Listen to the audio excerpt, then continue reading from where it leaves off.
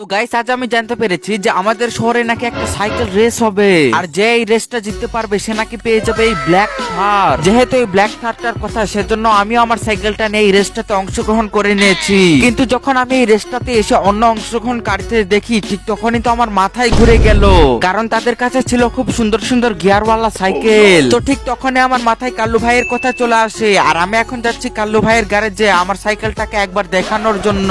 আর আমি দেখতে দেখতে কাল্লু ভাইয়ের গ্যারেজেও চলে আসলাম। আরে কাল্লু ভাই, তুমি আমার সাইকেলটাকে এমন ভাবে মডিফাই করিয়ে দাও যাতে আমি এই সাইকেল রেসটা জিতে যাই। দেখ ফ্র্যাঙ্কলিন, আমি তোর সাইকেলে একটা বুস্টার লাগাই দিচ্ছি, সেইটার সাহায্যে তুই সাইকেলটাকে অনেক দ্রুত নিয়ে যেতে পারবি। কিন্তু সেই বুস্টারটা তখনই কাজ করবে যখন সবাই তোর ভিডিওতে লাইক করে চ্যানেলটিকে অবশ্যই একটি সাবস্ক্রাইব করবে। তো গাইস, তোমরা প্লিজ এই ভিডিওটিতে একটি লাইক করে চ্যানেলটিকে প্লিজ একটি সাবস্ক্রাইব করে দাও। আর আমি সেই বুস্টারটা সাইকেলে লাগাই রেসের জায়গাতেও চলে আসলাম, আর এখানে একটা বন্দুকের ফায়ারের সাহায্যে সেই রেসটাও শুরু হয়ে যায়। কিন্তু গাইস, কি আমার আগে তো সবাই চলে গেল, আর আমার সাইকেলটা তো খুবই ধীরে ধীরে যাচ্ছে।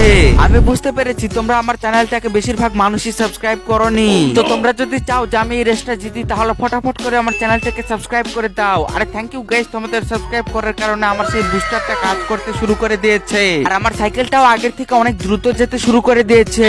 মনে হচ্ছে কাল্লু ভাইয়ের সেই বুস্টারটা কাজ করতে শুরু করে দিয়েছে। আর গাইস, এইভাবে যেতে যেতে হঠাৎ করে ফাইনালি আমি সেই রেসটাই জিতে গেলাম, আর আমি ফাইনালি এই মডিফাইড ব্ল্যাক থারটাও পেয়ে গেলাম। তো তোমাদের যার যার এই ব্ল্যাক থারটা দেখতে ভালো লাগে তারা প্লিজ কমেন্টে এই ইমোজিটা দিয়ে দিও। বাই।